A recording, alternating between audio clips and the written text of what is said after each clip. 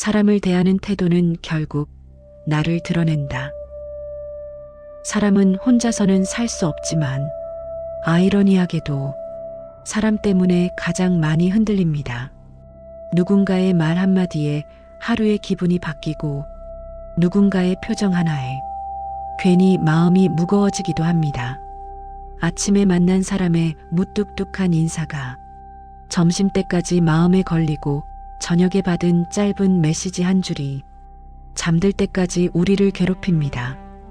우리는 늘 인간관계 속에서 살아가지만 정작 사람을 어떻게 대해야 하는지 제대로 배워본 적은 거의 없습니다.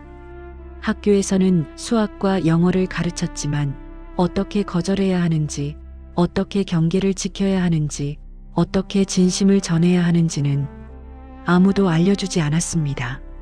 그래서 우리는 시행착오를 겪으며 상처를 주고 다시 상처받으며 조금씩 배워갑니다. 그래서 오늘은 시대를 넘어 지금까지 전해 내려온 인간관계에 대한 명언들을 따라가며 사람을 대하는 태도에 대해 조용히 생각해 보려 합니다. 이익이 없는 순간 진짜 내가 드러난다. 인간의 진정한 가치는 그가 자신에게 아무런 도움도 되지 않을 사람을 어떻게 대하는가에 드러난다. 우리는 일반적으로 필요한 사람에게는 친절하고 도움이 될 것 같은 사람에게는 웃음을 보냅니다. 상사 앞에서는 공손하고 중요한 거래처 사람 앞에서는 최선을 다해 친절합니다. 반대로 나에게 아무런 이익이 없다고 느끼는 사람에게는 말수가 줄어들고 시선이 차가워집니다. 엘리베이터에서 마주친 낯선 사람, 편의점에서 계산을 도와주는 직원, 온라인에서 익명으로 만나는 누군가. 그 사람들에게 보이는 태도는 아무도 평가하지 않는 것처럼 보이지만 사실은 내가 어떤 사람인지를 가장 솔직하게 보여줍니다. 미국에는 식당 테스트라는 것이 있습니다. 비즈니스 미팅을 할 때 상대방이 어떤 사람인지 알고 싶다면 함께 식당에 가보라는 것입니다. 중요한 것은 상대가 나에게 어떻게 대하는가가 아니라 상대가 웨이터에게 어떻게 대하는가입니다. 웨이터에게 무례한 사람은 언젠가 당신에게도 무례할 것입니다. 웨이터에게 친절한 사람은 당신이 더 이상 유용하지 않을 때도 여전히 친절할 것입니다. 세뮤얼 존슨은 말합니다. 진짜 인간의 가치는 이익이 걸려있지 않은 순간에 가장 분명하게 드러난다고. 오늘 하루를 돌아보세요. 당신은 어떤 사람에게 친절했나요? 그리고 그 친절은 조건이 없었나요?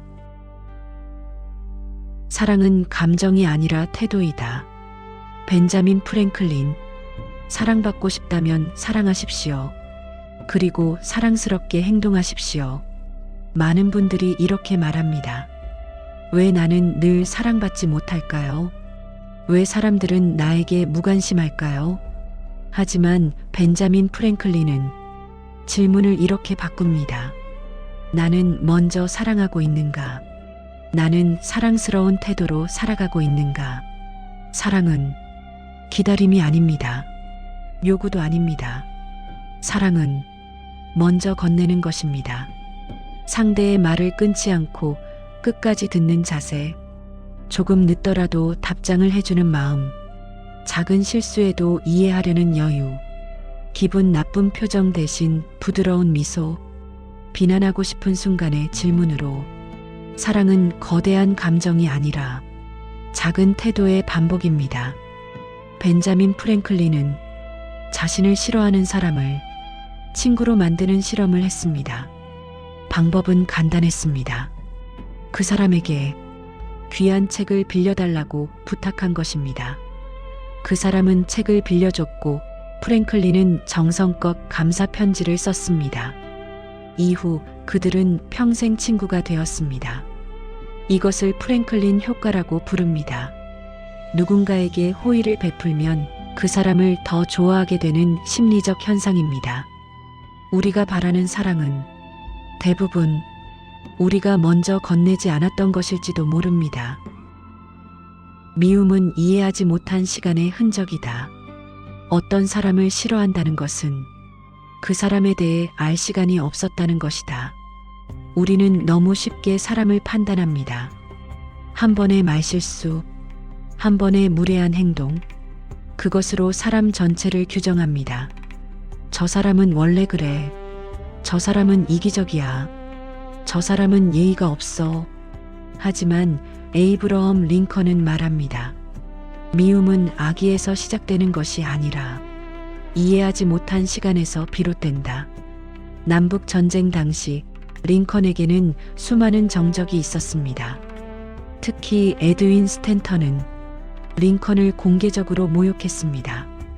링컨은 원숭이 같다. 링컨은 무능하다.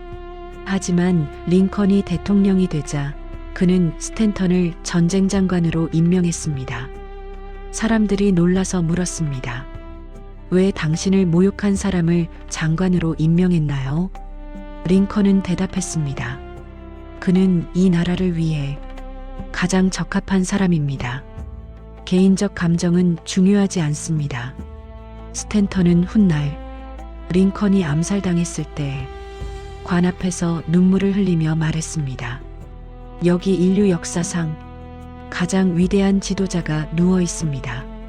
그 사람이 왜 그런 말을 했는지, 어떤 환경에서 살아왔는지, 어떤 상처를 안고 있는지 조금만 더 알게 된다면 미움은 조금씩 흔들리기 시작합니다.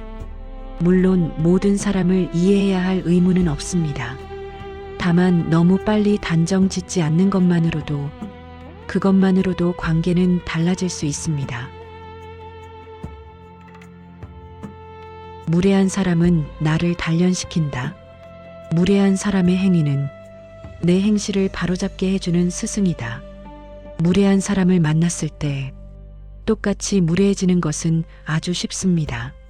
상대가 소리를 지르면 나도 소리를 지르고 상대가 무시하면 나도 무시하고 싶어집니다. 하지만 공자는 그 순간을 다르게 보았습니다. 무례한 사람은 나를 무너뜨리기 위해 나타난 존재가 아니라 내가 어떤 사람인지를 시험하기 위해 나타난 존재라는 것입니다. 공자의 제자 중 한 명이 스승에게 물었습니다. 스승님, 저를 모욕하는 사람이 있습니다. 어떻게 해야 할까요? 공자가 물었습니다. 그 사람이 너에게 선물을 주는데 내가 받지 않으면 그 선물은 누구의 것이냐? 제자가 대답했습니다. 선물을 준 사람의 것입니다. 공자가 말했습니다. 모욕도 마찬가지다. 내가 받지 않으면 그것은 그 사람의 것으로 남는다. 상대의 무례에 똑같은 방식으로 반응할 것인지 아니면 나 자신의 기준을 지킬 것인지 그 선택이 나의 품격을 만듭니다. 무례한 사람을 만났을 때 우리는 두 가지 길 앞에 섭니다. 첫 번째 길, 상대와 같은 수준으로 내려가는 길. 두 번째 길, 나의 기준을 지키는 길. 두 번째 길은 어렵습니다. 하지만 그 길을 걸을 때 우리는 조금 더 성숙해집니다. 관계에는 거리와 온도가 필요하다. 사람을 대할 때는 불을 대하듯 하라. 다가갈 때는 타지 않을 정도로 멀어질 때는 얼지 않을 만큼만. 사람과 사람 사이에는 적당한 거리가 필요합니다. 너무 가까우면 상처가 되고 너무 멀어지면 관계는 식어버립니다. 쇼펜하우어는 고슴도치의 딜레마를 말했습니다. 추운 겨울날 고슴도치들이 추위를 피하려 서로 가까이 모입니다. 하지만 너무 가까이 가면 서로의 가시에 찔립니다. 다시 멀어지면 춥습니다. 그래서 고슴도치들은 계속 거리를 조정합니다. 적당히 따뜻하고 적당히 안전한 거리를. 인간관계도 마찬가지입니다. 모든 사람에게 똑같은 거리를 허락할 필요는 없습니다. 가까워야 할 사람도 있고 적당히 거리를 두어야 할 사람도 있습니다. 가족에게는 가깝되, 개인 공간을 존중하고 친구에게는 친밀하되, 의존하지 않고 동료에게는 협력하되, 선을 지키고 낯선 사람에게는 예의 있되, 무리하게 친밀하지 않아도 됩니다. 관계는 희생이 아니라 조절입니다. 디오게네스는 통 속에 살면서 알렉산더 대왕에게도 거리를 두었습니다. 대왕이 물었습니다. 무엇이든 원하는 것을 말하라. 디오게네스가 대답했습니다. 햇빛을 가리지 말고 비켜주십시오. 권력 앞에서도 자기 거리를 지킨 것입니다. 행복해지려면 미움받을 용기도 필요하다. 행복해지려면 미움받을 용기도 있어야 한다. 모두에게 좋은 사람이 되려는 순간 우리는 자신을 잃기 시작합니다.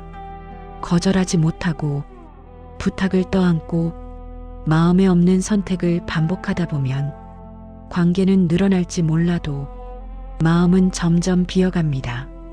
알프레드 아들러는 심리학자로서 수많은 사람들을 상담했습니다. 그가 발견한 것은 대부분의 사람들이 타인의 기대에 갇혀 산다는 것이었습니다. 부모의 기대, 친구의 기대, 사회의 기대, 그 기대를 충족시키려다 정작 자기 자신은 사라집니다. 아들러는 말합니다. 타인의 기대를 충족시키기 위해 사는 것은 당신의 인생이 아닙니다. 누군가를 실망시킬 각오를 했을 때 비로소 인간관계는 편안해진다고 아들러는 말합니다. 미안하지만 안 될 것 같아요. 제 생각은 조금 달라요. 저는 그렇게 하고 싶지 않아요. 이 말들을 할 수 있을 때 우리는 비로소 자유로워집니다. 모든 사람이 당신을 좋아할 필요는 없습니다. 그것은 불가능할 뿐 아니라 필요하지도 않습니다. 모두의 친구는 결국 아무의 친구도 아니다. 아리스토텔레스. 모두의 친구는 어느 누구의 친구도 아니다. 모든 사람에게 잘 보이려 하면 결국 아무에게도 진심이 되지 못합니다. 아리스토텔레스는 우정을 3가지로 분류했습니다. 첫 번째, 유용성의 우정. 서로에게 도움이 되기 때문에 맺는 관계. 이익이 사라지면 관계도 끝납니다. 두 번째, 즐거움의 우정. 함께 있으면 즐겁기 때문에 맺는 관계. 즐거움이 사라지면 관계도 식습니다. 세 번째, 덕의 우정. 서로의 인격과 성품을 존중하기 때문에 맺는 관계. 이 우정은 시간이 지나도 깊어집니다. 아리스토텔레스는 진정한 우정은 3번째뿐이라고 말했습니다. 하지만 이런 우정은 많이 가질 수 없습니다. 시간과 에너지가 한정되어 있기 때문입니다. 깊은 관계는 넓음에서 시작되지 않습니다. 선별에서 시작됩니다. 모든 사람을 끌어안지 않아도 괜찮습니다. 그것은 차가움이 아니라 성숙입니다. 몇 명의 진짜 친구가 100명의 아는 사람보다 당신을 더 행복하게 만들 것입니다. 인간관계의 황금률. 데일 카네기. 내가 대접받고 싶은 대로 남을 대접하라. 수많은 이론과 조언을 지워도 이 문장 하나면 충분합니다. 데일 카네기는 인간관계론에서 이런 이야기를 남겼습니다. 한 남자가 새로운 동네로 이사를 갔습니다. 그는 이웃집 노인에게 물었습니다. 이 동네 사람들은 어떤가요? 노인이 되물었습니다. 당신이 살던 동네 사람들은 어땠나요? 남자가 대답했습니다. 차갑고 무관심했어요. 노인이 말했습니다. 아마 이 동네 사람들도 그럴 겁니다. 다음 날 다른 남자가 이사를 왔습니다. 그도 노인에게 같은 질문을 했습니다. 노인이 되물었습니다. 당신이 살던 동네 사람들은 어땠나요? 남자가 대답했습니다. 따뜻하고 친절했어요. 노인이 말했습니다. 이 동네 사람들도 그럴 겁니다. 세상은 우리가 보는 만큼 우리에게 보입니다. 차가운 눈으로 보면 세상도 차갑게 보이고 따뜻한 마음으로 보면 세상도 따뜻하게 보입니다. 말을 하기 전에, 행동을 하기 전에 한 번만 생각해 보세요. 나라면 이 말을 들었을 때 어떤 기분이 들까? 나라면 이런 대우를 받았을 때 어떤 느낌일까? 그 질문 하나가 모든 것을 바꿉니다. 침묵도 태도이다. 나는 당신의 의견에 동의하지 않지만 당신이 그 의견을 말할 권리는 목숨 걸고 지키겠다. 사람을 대하는 태도는 말에만 있지 않습니다. 듣는 방식에도 있습니다. 상대가 말할 때 스마트폰을 내려두고 상대의 말이 끝나기 전에 끼어들지 않고 반박하고 싶어도 먼저 끝까지 들어주는 것. 이 모든 것이 존중입니다. 볼테르는 자기와 다른 의견을 가장 진지하게 들었던 사람입니다. 그는 말했습니다. 당신과 다른 생각을 하는 사람이 당신의 스승입니다. 때로는 침묵이 가장 큰 위로입니다. 슬퍼하는 사람에게 힘내라고 말하는 것보다 그저 곁에 있어주는 것, 화난 사람에게 왜 그렇게 예민해라고 말하는 것보다 그 감정을 인정해주는 것, 침묵도 태도입니다. 작은 배려의 힘, 우리는 위대한 일을 할 수 없습니다. 다만 위대한 사랑으로 작은 일을 할 수 있을 뿐입니다. 사람을 대하는 태도는 거창한 것에 있지 않습니다.